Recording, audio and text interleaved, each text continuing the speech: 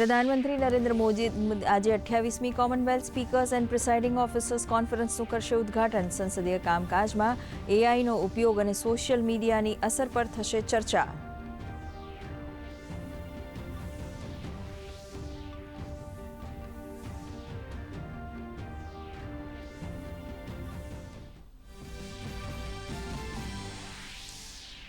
આઈપેક દરોડા મામલે આજે મમતા વિરુદ્ધ સુપ્રીમ કોર્ટમાં સુનાવણી. ઈડીએ મમતા બેનર્જી પર તપાસ દરમિયાન અવરોધ ઊભો કરવાનો લગાવ્યો આરોપ.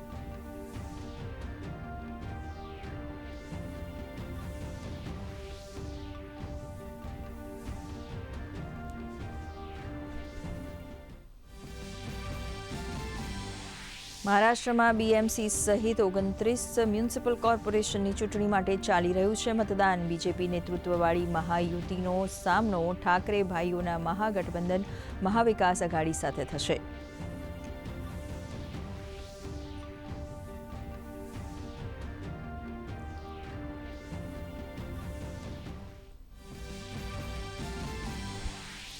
દેશ ઉજવી રહ્યો છે આજે ભારતીય સેના દિવસ. દેશની સરહદની રક્ષા માટે હરપળ તૈનાત વીર જવાનોના સાહસ, બલિદાન અને સમર્પણને નમન કરવાનો આજે દિવસ.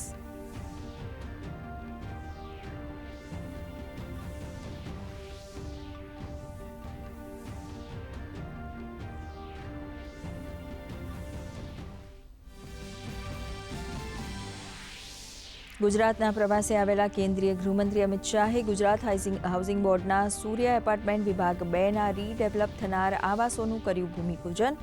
તો નારણપુરા વોર્ડમાં પતંગ ચગાવવાનો લીધો આનંદ.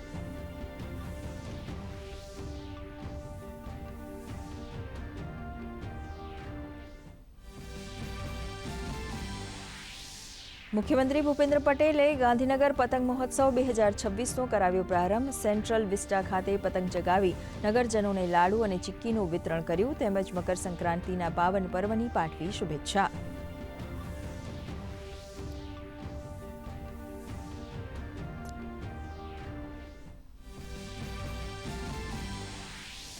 ઉત્તરાયણના દિવસે 108ને મળ્યા ઇમરજન્સીના 500 કોલ. ગયા વર્ષે મળ્યા હતા 4266 કોલ. આ વર્ષે 491 કોલ વધુ આવ્યા.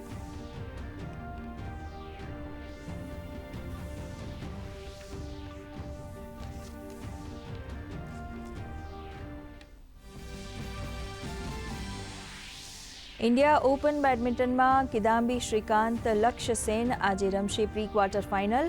માલવિકા બનસોડ, ત્રિસા જોલી અને ગાયત્રી ગોપીચંદની જોડીને આપશે ટક્કર.